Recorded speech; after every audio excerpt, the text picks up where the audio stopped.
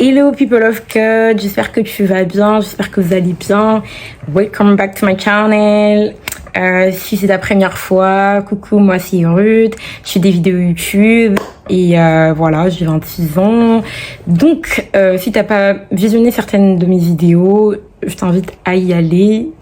Je parle de foi, de mes témoignages personnels, mais aussi on parlera de lifestyle et je ferai des petits vlogs d'ici peu.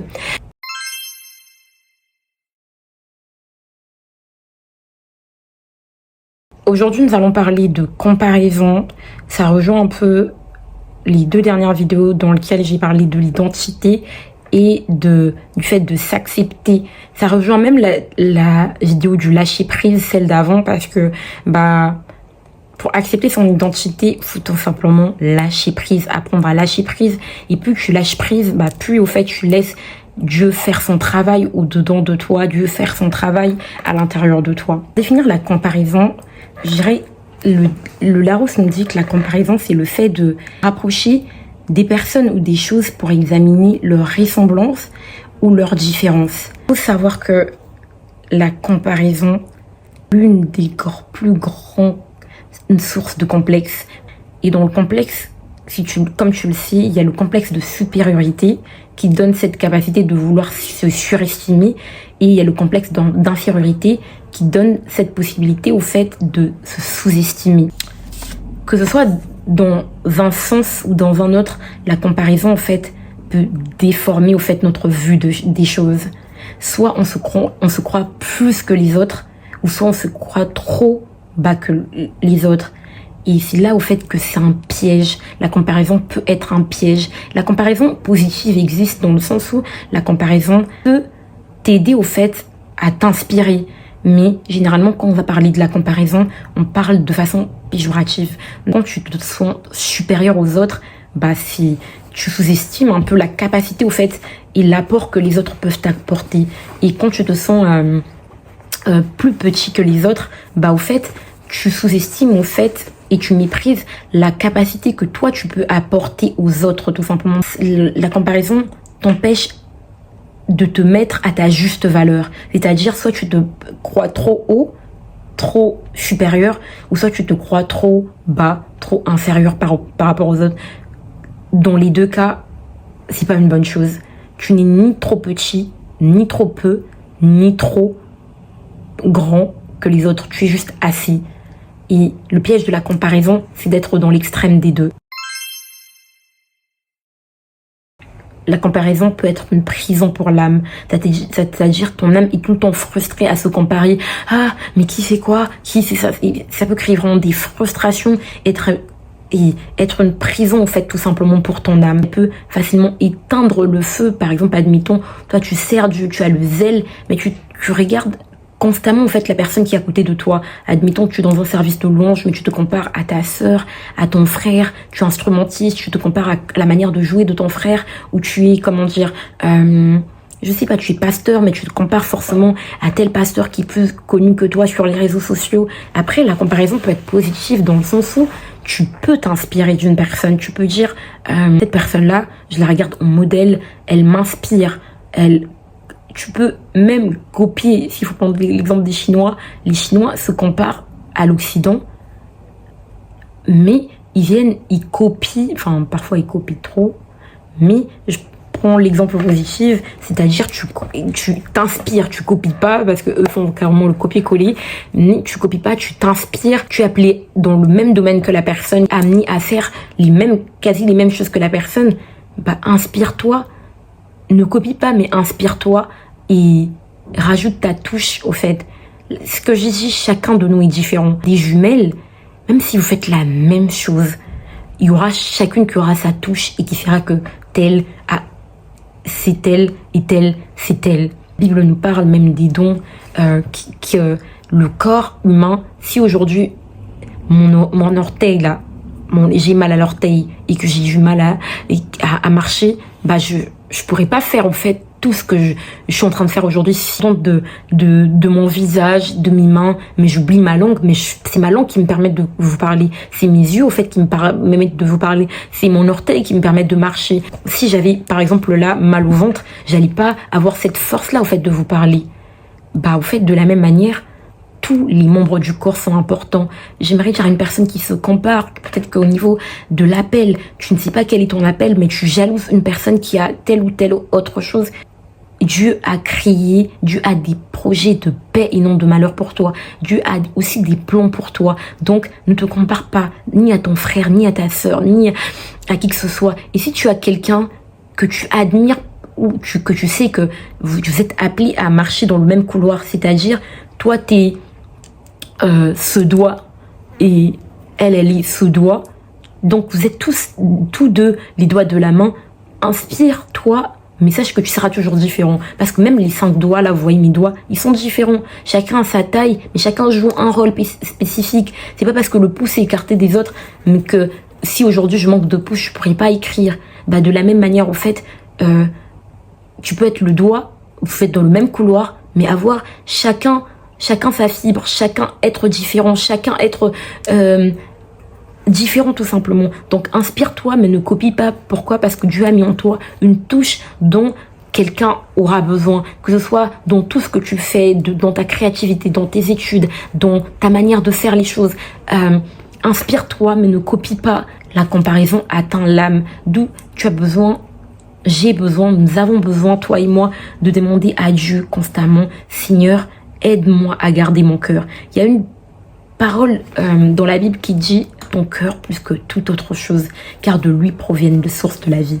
J'aimerais te dire à une personne, garde ton cœur plus que toute autre chose. Quand tu vois ce sentiment de comparaison, que ce soit d'infériorité ou de supériorité arriver, garde ton cœur plus que toute autre chose. Quand tu n'arrives pas, va dans la présence de Dieu, mets-toi à genoux, demande à Dieu, Seigneur, aide-moi à garder mon cœur. C'est comme ça au fait que Dieu, c'est ce à quoi Dieu t'attend. Dieu veut nous voir garder nos cœurs.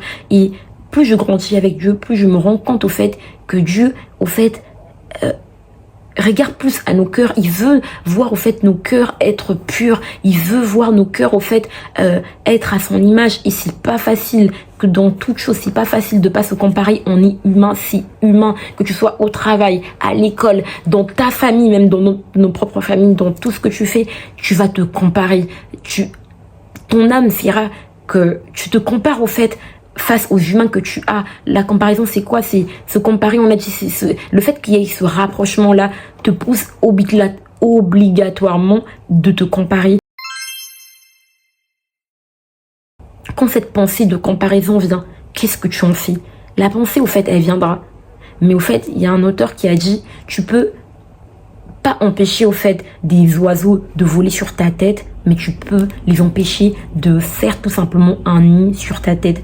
Alors ne laisse pas au fait que ces oiseaux au fait font ce nid sur ta tête, c'est-à-dire ne laisse pas la comparaison te détruire, ne laisse pas la comparaison frustrer ton âme, ne laisse pas la comparaison te mettre dans une prison, mais comme la Bible a pu dire de Caïn et Abel, et il lui dit, il y a le mal qui frappe à ta porte, lorsque Caïn au fait et Abel, qu'ils étaient 2 frères et qu'ils avaient fait une offrande à Dieu, et que l'offrande de Abel était agréable à Dieu à cause de l'état de son cœur, et que celui de Caïn n'était pas bon, et que Caïn, en se comparant, a eu au fait cette comparaison en fait de comment dire, d'infériorité, en se disant, donc moi déjà en lui-même il se croyait plus supérieur que son frère, mais il a été jaloux du fait de voir au fait que Dieu a privilégié son frère que lui considérait comme étant inférieur. Donc il a considéré que l'offrande de son frère au fait avait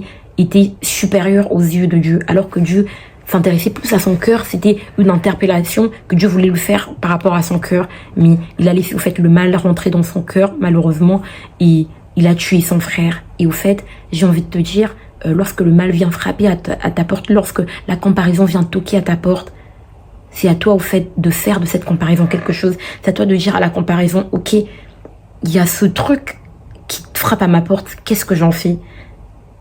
Qu'est-ce que tu dois en faire? Peut-être que c'est tout simplement un signal qui te fait dire que tu aimerais faire comme la personne. Et peut-être que c'est même ce dans quoi tu es appelé à faire. Inspire-toi, va voir la personne, demande des conseils. Et si tu sais, tu es conscient et consciente que ce n'est pas dans ton appel, chasse, c'est que c'est un mauvais esprit qui vient tout simplement pour te déranger. Chasse cet esprit. Mais ne reste pas là à ne rien dire, à laisser au fait les oiseaux créer leur nid dans ta tête, c'est-à-dire laisser des mauvaises pensées, créer des forteresses. Parce qu'en soi, les mauvaises pensées, c'est pas un problème en soi, mais c'est quand la mauvaise pensée devient une forteresse que ça devient difficile. Pourquoi? Parce que la forteresse, c'est dur, c'est un mur qui est collé, c'est compliqué du coup de déraciner. Et on sait qu'on est plus que vainqueur parce que la Bible dit nous renversons tout faux raisonnement et toute forteresse peut être brisée dans la présence de Dieu. Je vais t'écrire là le verset, j'ai paraphrasé, mais pour te dire que même si ton niveau de comparaison est devenu une forteresse, rien n'est plus grand que notre Dieu. Et Dieu est capable de te sortir de cette forteresse. Dieu est capable de t'aider à déraciner cette forteresse qui s'est implantée en fait en toi pour t'empêcher tout simplement d'évoluer, d'aller dans son plan parfait. Et il y a des symptômes, il y a des signaux de la comparaison. C'est la jalousie, la tristesse. En fait, la comparaison, c'est tout simplement le signe de notre ego. Tu te compares parce que ça joue sur ton ego. Et c'est l'orgueil, c'est la peur, c'est la jalousie, la frustration, ce sentiment de... Et c'est vraiment pas facile du tout pour tout homme. Moi, je suis pas arrivée, moi qui vous parle de la comparaison, il m'arrive de me comparer encore, mais il y a toujours le Saint-Esprit, l'Esprit de Dieu, le Saint-Esprit qui vient te dire, il y a la comparaison qui tape dans ton cœur, Dieu qui vient te parler, qu'est-ce que tu dois en faire? Et c'est vite courir dans sa présence, dire, Seigneur, regarde, là, il y a la comparaison qui te frappe, aide-moi en fait. Et Dieu t'inspirera peut-être de faire quelque chose, peut-être que fais une offrande, bénis la personne, ou fais ça, ça t'aidera à bannir au fait cette pensée, détruire cette pensée avant qu'elle devienne une forteresse. Et même si elle devient une forteresse, ne reste pas à terre, ne la nourris pas davantage, mais brise cette forteresse tout simplement au travers de la parole de Dieu, en déclarant ce que Dieu dit de toi, en déclarant que l'unicité que toi tu es, le fait que tu sois une personne unique, que Dieu a aussi des projets et des plans parfaits pour toi, que tu sois maigre aujourd'hui, que tu aies des rondeurs aujourd'hui, que tu te trouves pas belle aujourd'hui, que tu te trouves si aujourd'hui, sache que quand Dieu t'a créé, il n'a pas fait d'erreur. Mais, comme on avait parlé de la différence, mais ta différence peut être ta force. Pour la comparaison, j'aimerais aussi te dire de lâcher prise. Et je me rends compte que dans la vie, c'est le lâcher prise. Lâche prise, arrête de te comparer. Si tu dois honore les autres. Si tu dois, demander de l'aide à Dieu, parce que parfois, quand ça devient une forteresse, c'est pas facile. Demande de l'aide, crie à Dieu pour t'aider à tout simplement briser cette forteresse afin que tu deviennes au fait cette personne au fait que tu dois être.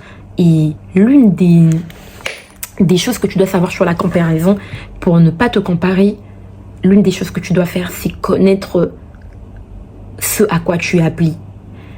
Pourquoi? Parce qu'en connaissant ce à quoi tu es appelé, tu vas moins te comparer. C'est-à-dire, lorsque tu sais où tu vas, lorsque tu sais qui tu es, tu connais ton identité, tu seras moins en train de...